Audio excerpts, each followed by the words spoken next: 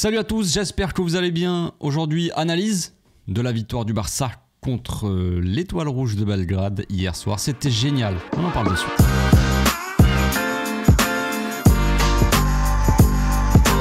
Au passage, n'hésite pas à nous rejoindre si c'est pas encore fait et à partager la chaîne autour de toi, ça fera plaisir à tonton. Donc on commence tout de suite avec la structure de l'équipe. Comme d'habitude, on regarde un petit peu comment l'équipe se comporte, la passe map de l'équipe. Donc là, on remarque que les minutes, c'est de la première à la 60e minute, hein. Puis après, il y a eu des changements.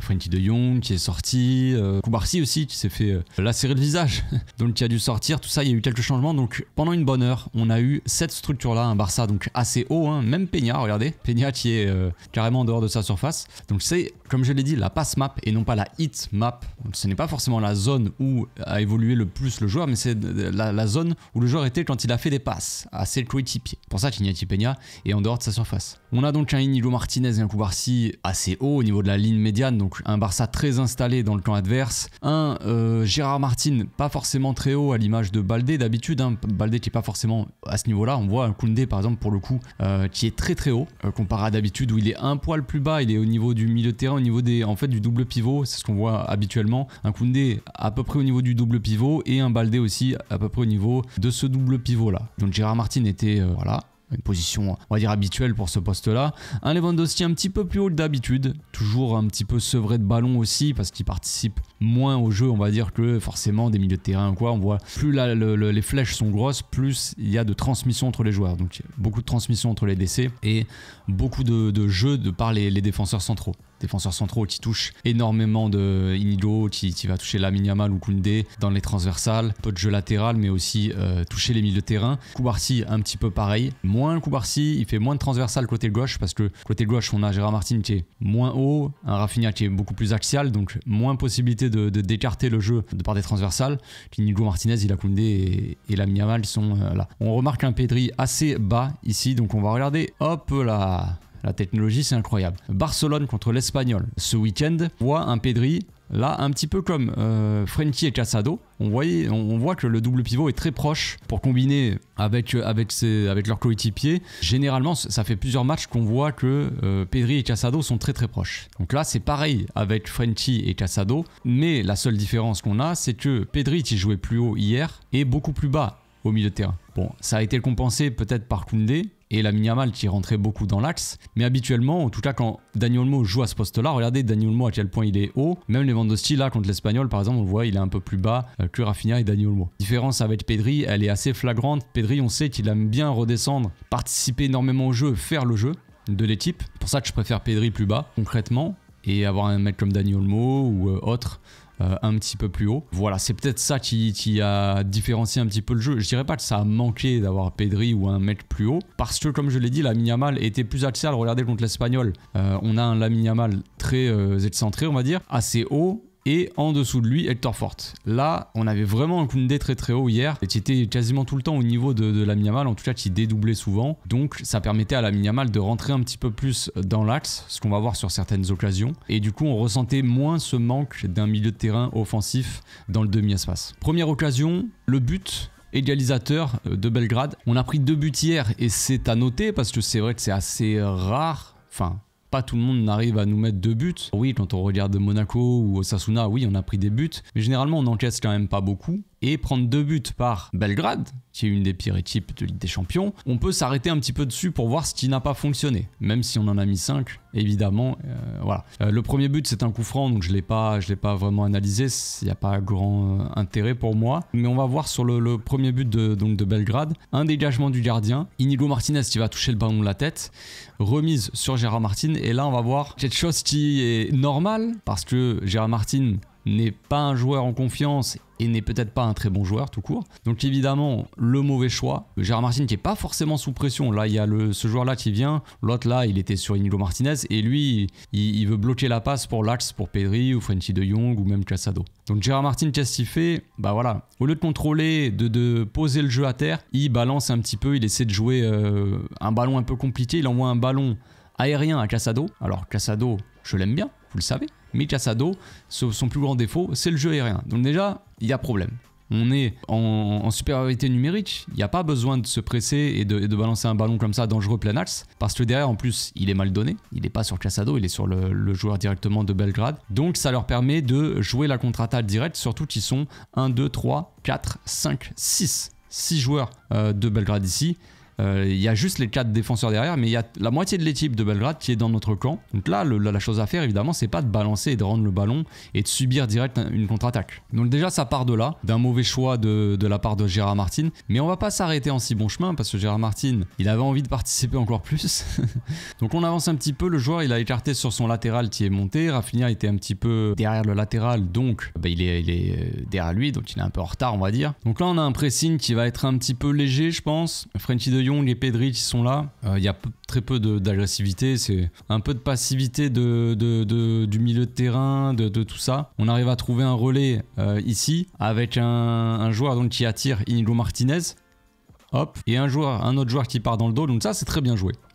Ça c'est très bien joué de la part de Belgrade parce que c'est exactement ce qu'il faut faire pour battre ce Barça-là qui joue de manière risquée avec une ligne de défense, une ligne défensive assez haute et qui joue le hors-jeu. C'est d'aller attirer un des deux centraux et qu'un autre attaquant parte dans le dos de ce même central qui a été attiré et de désorganiser un petit peu cette défense pour qu'elle soit pas si bien alignée que ça et que l'équipe puisse partir dans le dos. Donc là évidemment, bon déjà il y a la perte de balle, la balle rendue de la part de Gérard Martin, le pressing avec peu d'agressivité on va dire au milieu, même ici avec Pedri, bon voilà il est un peu derrière lui donc bon, il aurait pu faire faute et éviter ça mais voilà. Donc on va toucher le relais là qui va attirer Inigo et là ça part dans le dos et encore une fois Gérard Martin qui n'est absolument pas aligné avec le reste de sa défense. On voit Inigo Martinez qui a avancé et on voit ici Koubarsi qui joue vraiment le hors-jeu. Donc là c'est compliqué parce que ce joueur-là, il est pas hors-jeu. Même avec Koubarsi, sans compter Gérard Martin, il est pas hors-jeu. Donc Koubarsi, il hésite, il essaie de faire ce petit pas, de bloquer pour le mettre hors-jeu. Et après, une fois que le ballon est touché par l'attaquant, par le milieu de terrain, pour faire la passe, quoi, et ben là, il déclenche sa course et il va essayer de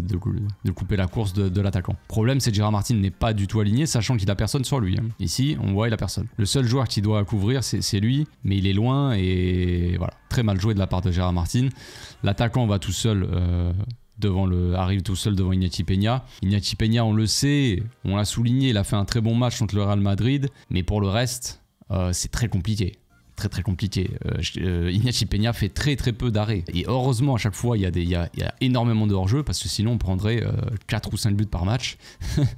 Et voilà, easy quoi. Donc évidemment que Peña n'est pas rassurant toujours. Son match contre le Real Madrid nous a fait plaisir en tant que supporter et peut-être l'a mis un peu plus en confiance, sur le papier en tout cas, parce que sur le terrain, ça se voit pas énormément parce qu'il encaisse encore une fois énormément. Alors, le problème là-dedans, chose qu'il faut vraiment aussi souligner, c'est que Iñaki Peña, si les attaquants adverses arrivent face à lui, généralement ils sont seuls. Regardez cette situation là, il y a plus d'attaquants que de défenseurs déjà. Iñaki Peña, il doit couvrir, il doit sortir de ses cages, c'est compliqué, on le sait. Il pourrait sortir un arrêt réflexe, il l'a fait contre le Real Madrid avec un arrêt sur Mbappé qui était pas mal où il sort de ses cages un peu aussi, mais notre manière de défendre expose énormément notre défense et notre gardien, surtout qui va se retrouver à chaque fois à jouer des face à face. Et des face à face comme ça, c'est très compliqué. Si l'attaquant a un minimum de sang-froid et de qualité technique, c'est cuit pour le gardien, on le sait. Donc d'un côté, je trouve qu'Iñaki Peña n'est pas rassurant, mais d'un autre côté, il y a des circonstances. Action du deuxième but de la part du Barça, juste avant la mi-temps, un beau petit but de Lewandowski, enfin un beau petit but, un but très chanceux, mais un but quand même. Donc le Barça construit, on va passer par Rafinha qui va aller faire une petite transversale pour Lamine Yamal. Ici on voit que Lamine Yamal revient un petit peu de son hors-jeu. Bon, il devrait trottiner un petit peu, faire un petit peu plus d'efforts. Heureusement que la défense elle recule parce que le hors-jeu s'est joué à pas grand chose en soi. Rafinha quand il fait la passe, c'était limite. Il est couvert évidemment, mais c'était limite. Donc toujours cette petite transversale aussi, quand c'est pas Inigo Martinez, ça peut être Rafinha aussi qui le fait, avec un Lamine Yamal toujours excentré, comme on l'a vu sur la structure en début de vidéo, un Lamine Yamal souvent qui écarte de l'autre côté, alors que regardez à gauche, il n'y a personne.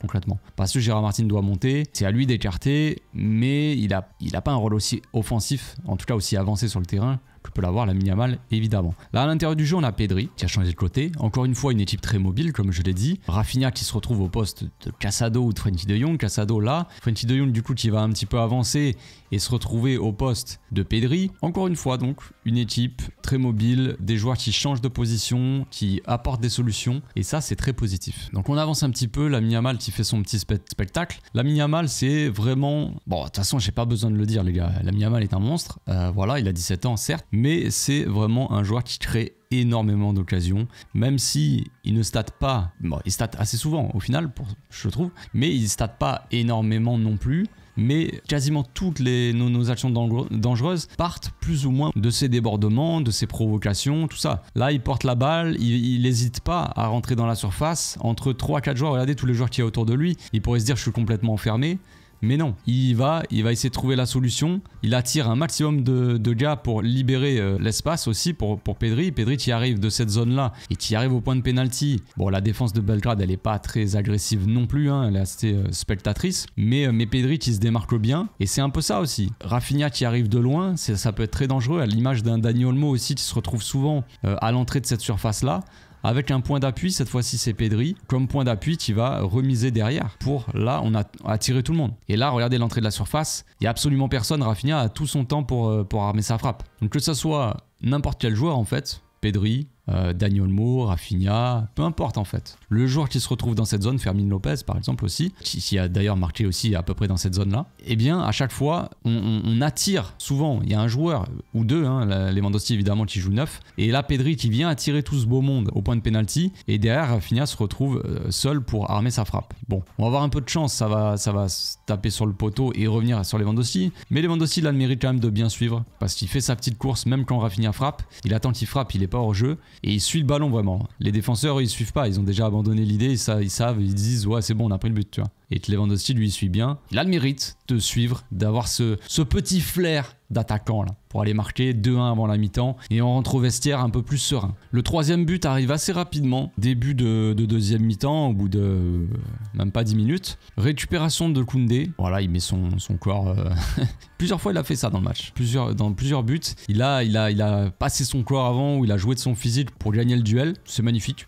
Voilà, tout simplement. Donc il gagne ce petit duel-là. Lamine Yamal peut partir en dribble. Il va zigzaguer, faire des petits dribbles accélérés et battre ces deux joueurs-là. Et ça va tout changer, encore une fois. Donc encore une fois, l'action part d'un dribble, d'une petite chevauchée de notre petit génie de 17 ans. Et encore une fois, ça fait toute la différence parce que on sort d'un pressing assez facilement en portant le ballon, en dribblant, en attirant des joueurs, désorganisant cette défense. Bon là c'est une contre-attaque concrètement, parce qu'on voit toute l'équipe de Belgrade qui est en attaque, on voit même toute notre équipe quasiment qui est en défense, il doit rester que Lewandowski et Rafinha devant. Donc on avance un petit peu.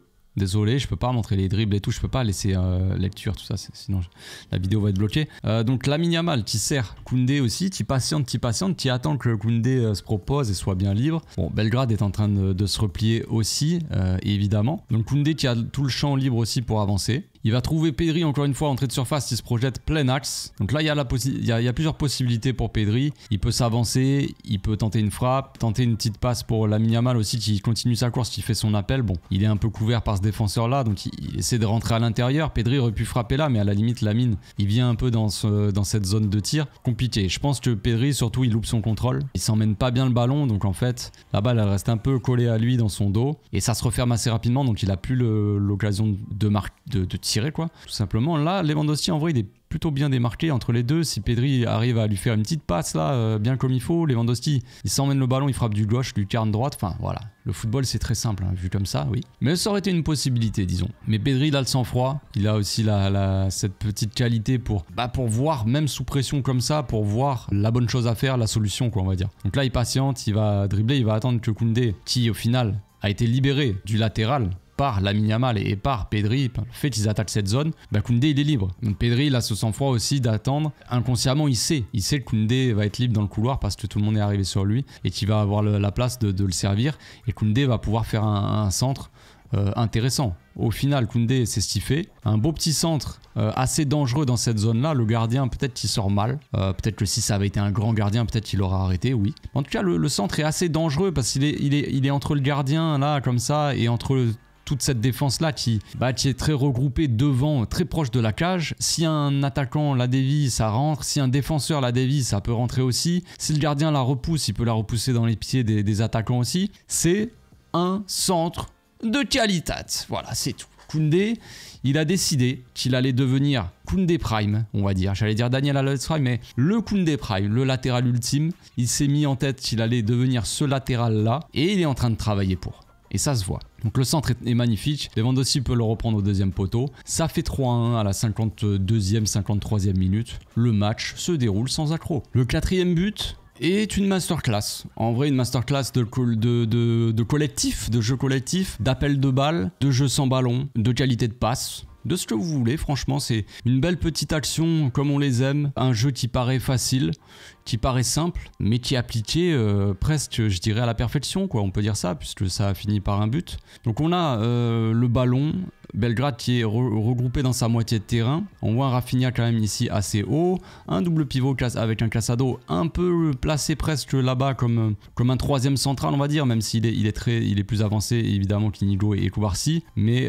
voilà, il va se placer là. Vous voyez, il fait la passe à Inigo et il se recule un peu pour attirer ce joueur là et écarter un petit peu pour avoir la supériorité, pour éviter que le joueur là presse, on va dire, à deux, que lui se jette sur Inigo et lui soit sur Koubarsi. Au moins il s'écarte un peu, comme ça il sait que lui, s'il presse Inigo, Casado sera seul, et s'il reste sur Casado, Inigo sera tranquille, ainsi de suite. Donc on a Gérard Martin ici sur la gauche qui attire qui est marqué donc plutôt, on va dire ça, par l'ailier droit de Belgrade. Ici Rafinha qui est suivi de près par son latéral et le défenseur, Lewandowski.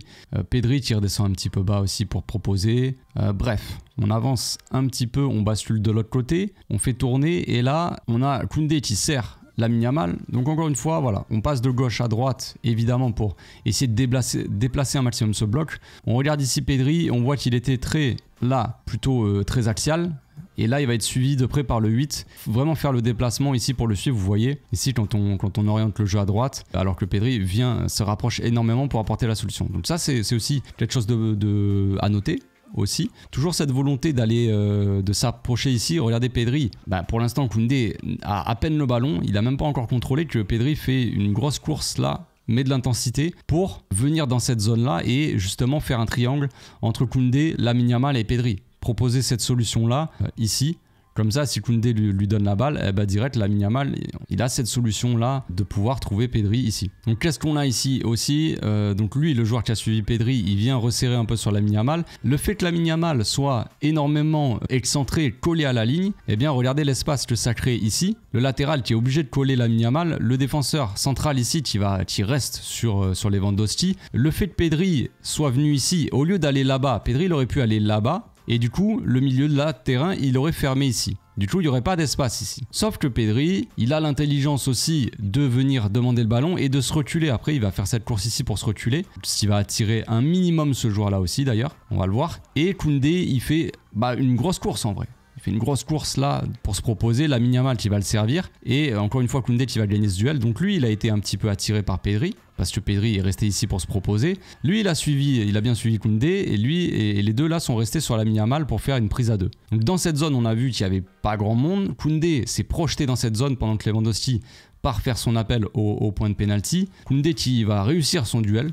Encore une fois, hop là. Là, ce qu'il y a intéressant à regarder, c'est l'appel de Lewandowski et l'appel, en tout cas, ce que va faire Rafinha. Tac, ici, on s'arrête, on voit Rafinha qui vient faire son appel ici. Regardez là, le latéral il suit du relais à Rafinha, il se dit qu'est-ce qu'il va faire. Donc forcément, là, ça défend. Évidemment en reculant en plus de ça. Koundé qui a passé donc son latéral, le défenseur central maintenant qui se dit qu'il va devoir sortir sur Koundé. Évidemment, il ne peut plus garder le marquage de Lewandowski. Là, Koundé a une grosse zone pour avancer. Il va être obligé de sortir sur lui. Donc là, on va jouer Lewandowski face à lui et Rafinha face à deux joueurs. On n'est pas en supériorité, mais quand même, on est pas mal pour être très dangereux, disons. Donc Koundé qui va avancer. Suivez bien Rafinha l'appel qu'il fait. Il fait d'abord un appel, genre comme s'il allait faire un appel au second poteau. Et au final, il bloque sa course et il va se rester dans cette zone-là. La même zone où tout à l'heure, il a fait un poteau. Cette fois-ci, il va la mettre. Donc Koundé qui s'avance, qui a vu, ça aussi c'est quelque chose qu'il faut vraiment souligner parce que c'est vraiment quelque chose de bien. Voilà, vous allez me dire oui mais il l'a vu, c'est normal, c'est un joueur de foot. Mais Koundé de base c'est un défenseur central et là il est en train de montrer qu'en tant que latéral, il y a vraiment une très grande qualité chez le joueur parce qu'il a vu justement l'appel de Rafinha qui s'est libéré du marquage pour rester à l'entrée de la surface, encore une fois, on a quand même Casado qui arrive dans cette zone-là, Casado qui est dans le double pivot. Et comme je l'ai dit aussi, le double pivot n'hésite pas à monter pour apporter surplus en attaque et proposer quelque chose, pourquoi pas tirer, tout ça. Donc là, on a Lewandowski aussi qui attire pleinement, qui fait son appel ici devant les cages, comme pour recevoir le centre de tout à l'heure de Koundé, qui fait un centre deuxième. Mais il y a aussi ce jeu sans ballon de Lewandowski. Évidemment, s'il fait pas cet appel-là, pour donner un peu d'espace ici à Rafinha, bah, c'est pas la même. Parce que là, du coup, lui aussi, il est attiré un petit peu par Lewandowski. Il y a cette course vers l'avant, vous voyez, en tout cas vers l'arrière, quoi, vers leur propre cage. Et là, Rafinha, qui reçoit une passe parfaite de la part de Koundé, qui va pouvoir tranquillement ajuster le gardien. Vraiment, la frappe, elle est parfaite. Elle est parfaite. C'est une passe forte à ras de terre au petit filet, quoi. Le tir rasant comme ça, bien droit, bien comme il faut, à ras du sol. Le gardien a le temps de rien faire. Il a le temps de rien faire. La passe, elle est très, très bonne de la part de Koundé. Le tir aussi de la part de Rafinha, voilà. Donc l'action, vraiment, elle est très belle. L'action est très belle parce qu'il y a le dédoublement, pas cette fois-ci à l'extérieur mais à l'intérieur de la part de Koundé. Lamine Yamal qui a énormément écarté sur sa ligne et qui a créé un espace dans le dos de son latéral, là où Koundé s'est engouffré. Il y a Pedri qui a laissé aussi cet espace-là et qui a attiré des joueurs avec lui pour créer encore plus d'espace dans cette zone-là. Koundé qui s'engouffre. L'appel, je sais pas si c'est un appel de balle de la part de Rafinha, mais en tout cas, le fait qu'il se soit libéré de ce marquage-là, grâce à l'appel aussi de Lewandowski au second poteau. Voilà, tout est bien exécuté, tout est fluide. C'est magnifique. Bon, le 5e but, la séquence est assez longue en vrai. Il y a une grosse séquence de conservation. Il y a surtout pas mal de récupération et une grosse activité de la part de Fermin que je tenais à souligner. C'est pour ça que je laisse la séquence assez longue. Déjà, il y a une bonne combinaison entre Lamine Yamal et Fermin. Hop, ici. Dans les petits espaces, on a vu aussi une belle passe de Lamine Yamal, pareil pour Rafinha ici. Je crois que c'est Rafinha ou Pedri qui fait la passe je crois que c'est... Ouais, ça devait être Pedri. Pedri, tu fais la passe à Robert et quand Robert il tire à côté, vous voyez la séquence. J'ai halluciné sur cette séquence-là, mais bon, bref, c'est pas grave, on a gagné. Mais cette petite passe-là dans les petits espaces entre Lamine et Fermin, c'est plutôt très bien joué. Il va y avoir perte de balle et il va y avoir encore une fois récupération de la part de Fermin ici. Hop. Bon, je le fais un peu en accéléré parce que c'est long, mais Fermin, toujours dans l'agressivité comme ça, dans le contre-pressing, la volonté de récupérer les ballons rapidement, de se donner aussi, ça c'est très bien. C'est ce qu'on demande aussi aux joueurs et c'est ce que demande à mon avis le coach à cette équipe, d'être agressif, de mettre de l'intensité pour récupérer les ballons au plus vite. Et c'est ce que fait Fermin Lopez. À nouveau, on va servir Lamine Yamal, à nouveau il va y avoir une perte de balle et à nouveau Fermin Lopez va être là, ici dans cette zone-là pour récupérer le ballon, mettre l'agressivité, l'intensité qu'il faut. Voilà, hop, met le coup d'épaule qu'il faut, Fermin il y va au charbon et il récupère la balle et on va pouvoir à nouveau essayer de construire quelque chose, se replacer un petit peu. Donc on avance un petit peu. Ici, on voit le grand Marc Casado. Ici, on voit El Grande Koundé. On le voit pas bien parce qu'il y a le truc. Mais Koundé, là, va profiter de cette zone-là pour attaquer. Encore une fois, Koundé est de plus en plus offensif et de plus en plus à l'aise dans ce poste-là. Il y a cette zone à attaquer. Pour un latéral, c'est du pain béni, comme on dit. C'est ça qu'il faut faire, là. Tu attaques dans le dos. Tout le monde est attiré. Là, on voit tous les défenseurs, ils font même pas attention à Koundé dans leur dos. Ils sont attirés par le ballon. Casado, il va avoir la vista aussi de voir Koundé. Il va lui sortir une passe magnifique. Il scanne un petit peu à gauche. Il regarde un peu ce qu'il peut faire. On a Fermin ici qui se propose aussi dans le demi-espace droit. On a Dani Olmo très axial avec Robert. Lamine Yamal ici à l'intérieur du jeu, comme je l'ai dit tout à l'heure. Koundé qui était très très haut, qui prenait souvent le couloir. Donc Lamine Yamal pouvait rentrer un petit peu dans l'axe sans problème. Et on a la passe de Casado qui est magnifique. Hop. Franchement, elle est magnifique. Faut dire ce qui est, elle est magnifique. Donc Koundé, ici, qui attaque la zone, il pourrait la donner à Lamine Yamal et se précipiter, on va dire, pour la donner en profondeur à Lamine qui serait potentiellement face au goal. Je pense que là, le défenseur, il couvre. Sauf que Koundé, il va patienter un petit peu et, bon, peut-être que la poussée de balle ou le contrôle, il est un peu mauvais. Mais là, encore une fois, il y a cet appel de Lamine, cet appel de Robert et encore une fois, Koundé va servir de ces appels-là pour regardez cette petite zone là, pour servir Fermine à l'entrée de la surface et qu'il ait un peu de place aussi pour tirer tout simplement. Et s'il n'y a pas les appels de Lamine ou de Lewandowski, Fermine il n'a pas cette place là. Fermine a l'intelligence aussi de pas faire un appel de trop avancé. On voit qu'il ralentit un petit peu, il attend le ballon ici, vous voyez, il fait des petits pas vraiment, il est patient. Il pourrait se précipiter et concrètement, j'ai pas envie de dire ça, mais y aller comme un peu un débilos, tu vois, et vraiment se dire vas-y, va centrer dans la boîte, j'y vais, et avec un peu de chance, je la dévie, je la touche ou quoi. Mais non, il y a cette intelligence là, cette patience de la part de Fermine, même de Dani Olmo qui est là au point de pénalty. Donc on a les deux qui attaquent devant les cages et deux qui attendent point de pénalty, entrée de surface. Et c'est souvent ce qu'on a avec ce Barça là, et Koundé, ou même si Baldé de l'autre côté arrive à se servir de ces appels là, ça peut faire très très mal évidemment. On l'a vu contre Belgrade, bon ce n'est que Belgrade certes, mais des attaques comme ça sont assez faciles à mettre en place et peuvent être très très dangereuses pour les adversaires. Donc Koundé qui va servir, Fermine qui va avoir tout le temps, hein, comme je l'ai dit, les milieux qui sont un peu en retard, la défense qui a reculé, ils sont devant le gardien, ils sont presque en train de gêner le gardien d'ailleurs. Regardez ce défenseur là, on voit le gardien qui se penche un peu à gauche pour voir un peu Fermine, est-ce qu'il va frapper ou pas.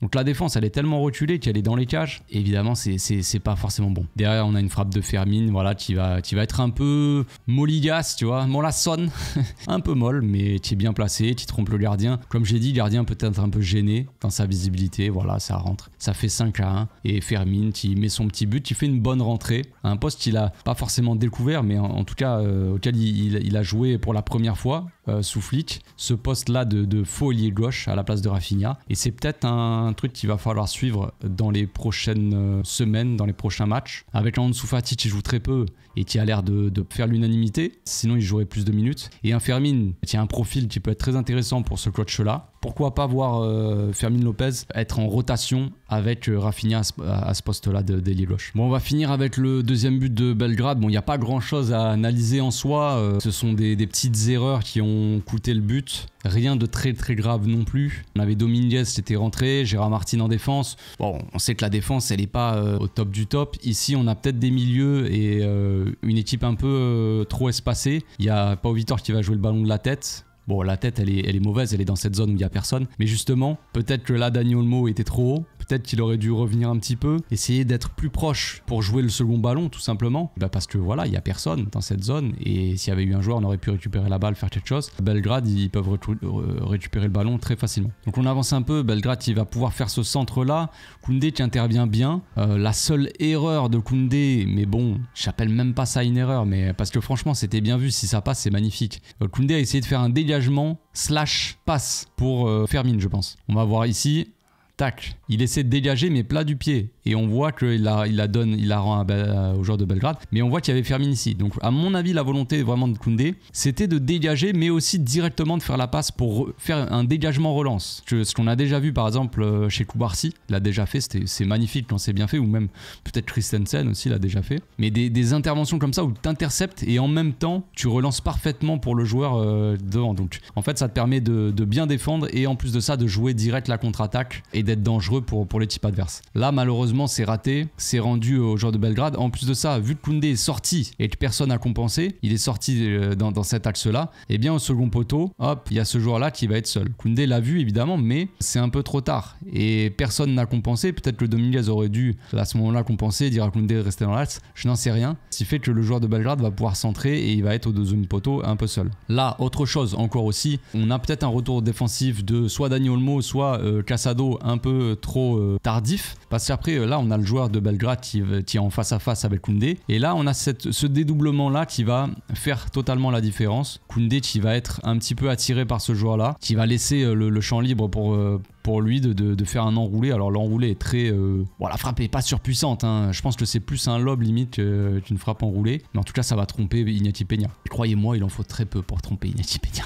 Donc regardez l'appel là, hop, et Koundé il s'écarte en fait. Il s'écarte complètement pour couvrir la passe, alors que franchement lui il fait rien. Donc Moi, Koundé, je trouve qu'il a été masterclass, il a fait un grand match. Donc ça serait un peu dommage de dire, voilà, tu vois, que son match, il a pas été top juste pour cette action-là. Là, c'est mal joué, je pense, mais c'est pas la fin du monde, voilà. C'est mal compensé, vous voyez, il y a personne ici. Casado doit être plus, je sais pas, celui qui joue à ce poste-là, que ça soit Casado ou Gavi, en l'occurrence, qui était rentré, mais celui qui joue à droite, pour le coup, là, devait être un peu plus resserré dans l'axe. Et on laisse trop de temps.